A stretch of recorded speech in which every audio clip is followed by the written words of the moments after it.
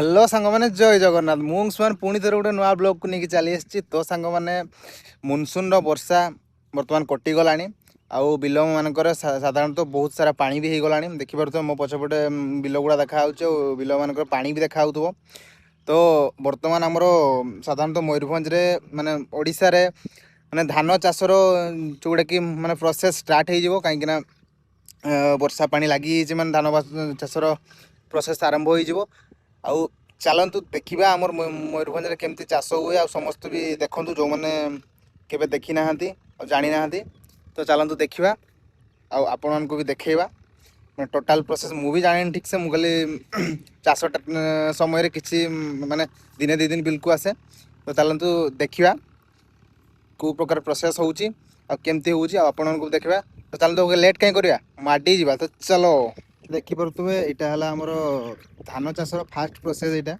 जोटा कि देखिपे चारिपटे माने कला कला भी देखा धान पड़ी से देखा तो ठीक से देखा जाऊन किंतु यहाँ माटी को पूरा हल करके पूरा गुंड करी माने धान को भिजे पका जाए जोटा कि आमर पटे साधारणतः टिके बड़ हो तला कहते और कला कला जो देखा यहाँ गोबर खत दिखाई भल कि देखते यहाँ धान गुड़ा पड़ी गुड़ा माने छोट छोट धान गच बाहर जोटा कि आमर पटे साधारणतः तला बोली कहते तो देखिए केमती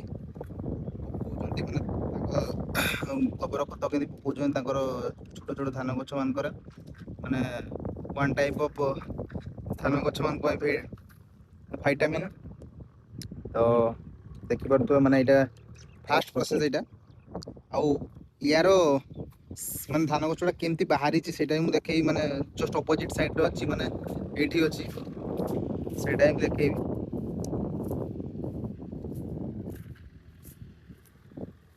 देखिपे एटा हला जस्ट या पर प्रोसेसटा माने जोटा देखिली ता पर प्रोसेसटा हला एटा काहेकना एटा आउ जनकर बिलो से टिका आग्रो पकई सारथिले तो देखिपे केमती धान गछ छोट छोट धान गछ गुड़ा बाहरी माने ये टाइप रो एगुड़ा बड़ हम साधारणतः या ही तला कह जाए यहाँ बड़ है माने बिलर लगे से समय देखिपे यहाँ ता पर प्रोसेस जोटा कि माने प्रोसेस तो कहबिनी माने जी आउ टिके आगु पकई माने टिके फास्ट वर्षा जी पकई से वर्षा माने ऑलरेडी माने गछ गुड़ा बड़ बड़ हो गला देखिपे मुझे देखो भल कि देखो गछ गुड़ा ऑलरेडी माने धान गछ गुड़ा बड़ हो गला हल्का हल्का माने एटा को धान गछ तो कह जाए एटा को तला कह जाए साधारणतः तो तबे लगेଇବା समय आसीगलानी यार काईकना एतकी बोर्ड भी लगे हो कि असुविधा नहीं तो चलतु माने केमती लगा होची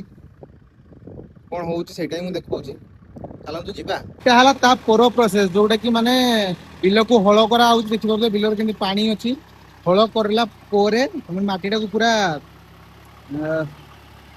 गुंड कर पूरा कादो कर सारा माने ये प्रोसेसटा हुए माने धान गछ गुड़ा लगा हम देखा जो ट्रैक्टर साहाय्य केमती हल होची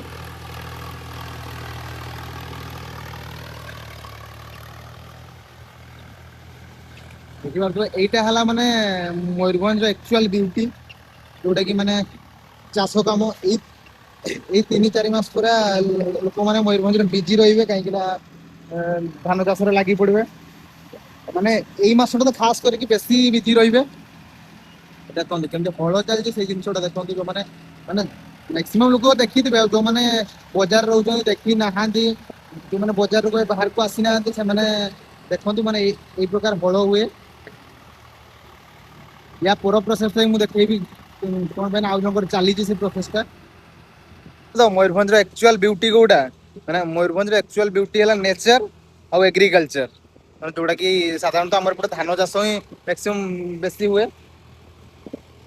तो चलो देखा या पर नेक्स्ट प्रोसेसटा पर प्रोसेसटा यहाँ आमर धान गछ लगे आगु आगे हल कर सार मारा हुए जोटा कि यहाँ साधारणतः डीएपी कह जाए और ये व्हाइट देखा यूरिया माने इंग्लिश रे कह जाए फर्टिलाइजर माने जोटा माने दीटा सार को तो इंग्लिश में नॉर्मली फर्टिलाइजर ही कह जाए तो केमती प्रोसेस होची एटा देखिया दीटा सार को मिक्स करा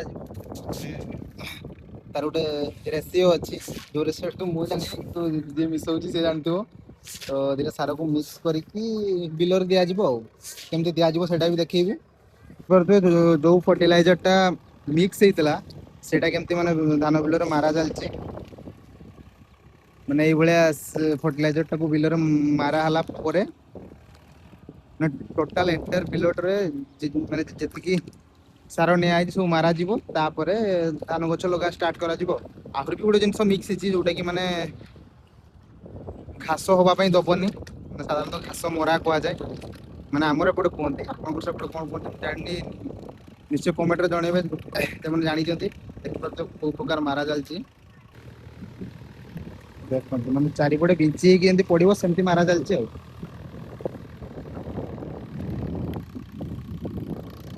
ତା ପର ପ୍ରୋସେସ ଟା ହେଲା ଏଇଟା, ମାନେ ଯୋଉ ଧାନ ଗଛ ଗୁଡା ଉଠା ହେଇଛି ତାକୁ ଏମିତି ପୁରା ଗୋଟେ ଧାଡିରେ ଲଗା ଚାଲିଛି। ଦେଖିପାରୁଥିବ କେମିତି ଲଗା ଚାଲିଛି। ପୁରା ଇକ୍ୱାଲ ଗୋଟେ ଧାଡିରେ ହିଁ ଲଗା ଚାଲିଛି ଏଗୁଡା। ଚାଷର ପ୍ରୋସେସ ଟା କେମିତି ଦେଖିଲେ ତ। ଆମର ବର୍ତ୍ତମାନ ଯାଏ ଷ୍ଟାର୍ଟ ହେଇନି। ମୁଁ ଖାଲି ମାନେ ମୋ ଭାଇଙ୍କର ଷ୍ଟାର୍ଟ ହେଇଛି ସେଇଟା ମୁଁ ଦେଖେଇଲି। ଆଉ ଗୋଟେ ଜିନିଷ ମାନେ ଡିଫରେଣ୍ଟ ଲାଗୁଥିବ, ଯଦି ବିଲକୁ ଆସିଲ ପଗଡି ନ ମାରିଲେ ଲାଭ କଣ? ମଜା କରୁଥିଲି। ତ ମୁଁ ସେମିତି ବିଲକୁ କେବେ ଆସେନି। ଆଜି ଜଷ୍ଟ ବାପା ଆସିପାରି ନାହାନ୍ତି, ସେଇ ପାଇଁ ମୁଁ ଆସିଛି। ତ ଆମର ହଳ ସରିଲା ପରେ ମୁଁ ପଳେଇବି ଆଉ। ଏଇଟା ହେଲା ଆମର ବିଲ, ଯୋଉଟା କି ସେ ଲାଷ୍ଟ ଗୋଟେ ଇଡ ଦେଖା ହଉଛି। ସେଇଠୁ ଏଇଟା ଗୋଟେ, ଆଉ ତାର ସେପଟଟା ବି, ସେଇଟା ବି ଆମ ବିଲ। ଏଇଟା ମାନେ ସେ ଏଇ ଇଡ ପାଖରୁ ସେ ମୁଣ୍ଡ ଯାଏ ଦେଖିପାରୁଥିବ ହଳ ଚାଲିଛି।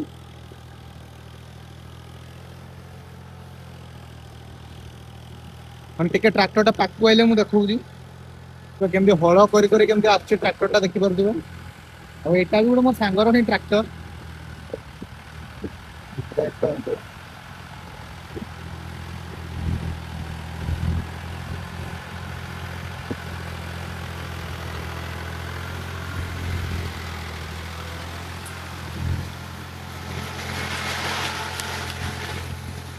ଘାସ ଫାସକୁ କାଟିକି ମାଟିକୁ ପୁରା କାଟିକି ପୁରା ଗୁଣ୍ଡ ସେଇତ ପୁରା ଫେଣ୍ଟି ରହୁଛି ଏକାବେଳେ।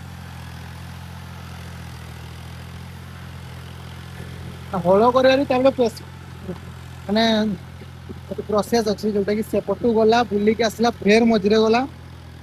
ମାନେ ସବୁ ଜିନିଷର ଗୋଟେ ପ୍ରୋସେସ ଅଛି। ଆଉ ଯୋଉ ଜିନିଷଟା କି ସମସ୍ତେ ମାନେ ଯିଏ ଯୋଉ କାମଟା କରେ ସେଇ ପ୍ରୋସେସ ଟା ସିଏ ହିଁ ଜାଣିଥାଏ।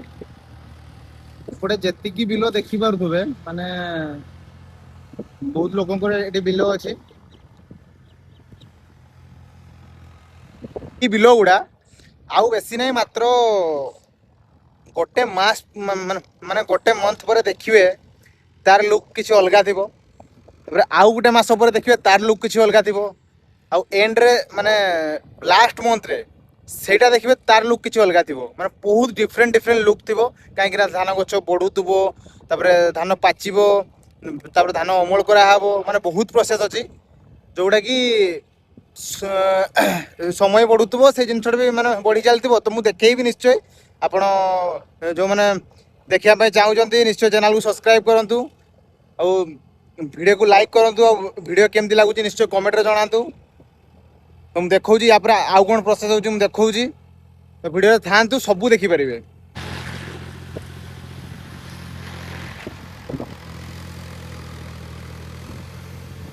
ଜାଗାରେ ବିଲରେ ହଳ ସରିଲା ପରେ ଏବେ ଆଉ ମାନେ ଆଉ ଗୋଟେ ଜାଗାର ବିଲକୁ ଆମେ ପଳେଇ ଆସିଛୁ, ଯୋଉଟା କି ଆଉ ଗୋଟେ ଜାଗାରେ ଆମର ବିଲରେ ହଳ ହଉଛି। ମାନେ ଏଇ ଜାଗାଟା ପରେ ଆଉ ଗୋଟେ ଜାଗାରେ ହଳ ହବ, ତାପରେ ଆମର ସରିଲା ଆଉ। ତ ମୁଁ ଦେଖଉଛି ଏଇ ଜାଗାରେ ବି ହଳ କେମିତି ହଉଛି। ଏଇ ଜାଗାରେ ଗୋଟେ ଛୋଟ ବିଲ ଗୁଡା ଅଛି, ରିବନ ଗୋଟେ ଉଡୁଛି। ମାନେ ଏବେ ଏଠି ହଳ ହଉଛି, ଏଠି ମାନେ ଛୋଟ ଛୋଟ ବିଲ ଗୁଡା এইগুড়া। ତାପରେ ଏଇଟା যেটা ଆମର ସାଧାରଣତଃ ଛୋଟ ଧାନ ଗଛ ଯୋଉଟା ତଳି କୁହାଯାଏ, ସେଇଟା ହେଲା ଆମର ଏଗୁଡା। ଆମର ଏତିକି ବଢିଛି ଏଗୁଡା। ଏଗୁଡା ଆମର ଲଗା ହବ ଆଉ। ତ ଏଇଗୁଡାରେ ମାନେ ଯୋଉଠି ହଳ ହଉଛି ସେଇଠୁ କଣ୍ଟିନ୍ୟୁ ସେପଟ ଯାଏ ମାନେ 9ଟା ବିଲ ଅଛି, 9ଟା ବିଲ ହଳ ହବ।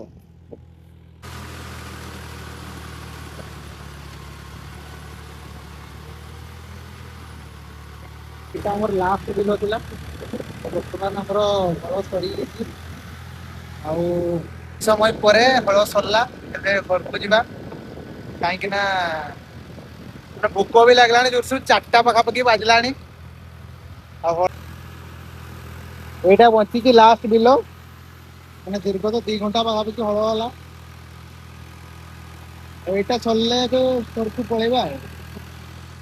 ତ ଆଜିକା କାମ ସରିଲା। ଯଦି ଆପଣଙ୍କୁ ଭିଡ଼ିଓ ଭଲ ଲାଗିଛି ଲାଇକ୍ ସେୟାର ସବସ୍କ୍ରାଇବ କରନ୍ତୁ। ପୁଣି ଦେଖା ହବ ଗୋଟେ ନୂଆ ଫ୍ରେଶ ବ୍ଲଗରେ। ବାଏ।